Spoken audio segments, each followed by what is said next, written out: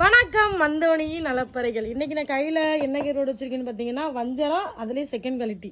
என்னடா செகண்ட் குவாலிட்டின்னு நினைக்காதீங்க. First quality பார்த்தீங்கன்னா எப்படி இருக்குன்னா அப்படி அமுக்கணும் நினைக்கிறேன், இந்த விரல் வந்து உள்ளே போயிடும், அந்த அளவுக்கு இருக்கும் ஃபஸ்ட் குவாலிட்டி. அது இப்படி பார்க்குறதுக்கு உங்களுக்கு மீன் மாதிரி இருக்கும், ஆனால் ஃபஸ்ட் குவாலிட்டி கருவாடு பார்த்தீங்கன்னா செம்மையாக இருக்கும். இது பார்த்தீங்கன்னா அதுலேயே செகண்ட் குவாலிட்டி. அந்த ஃபஸ்ட் குவாலிட்டிக்கும் செகண்ட் குவாலிட்டிக்கும் வித்தியாசம் என்னன்னு பார்த்தீங்கன்னா ஃபஸ்ட் குவாலிட்டி செகண்ட் குவாலிட்டி ஒரே கருவாடு ஒரே மீன் தான்.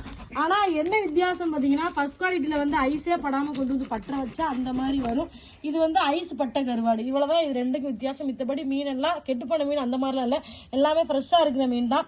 ஃபஸ்ட் குவாலிட்டி கருவாடு பார்த்தீங்கன்னா நம்ம தொக்கு குழம்பு பண்ணால் அப்படியே கரைஞ்சிரும். இதே செகண்ட் குவாலிட்டினா கரையாது.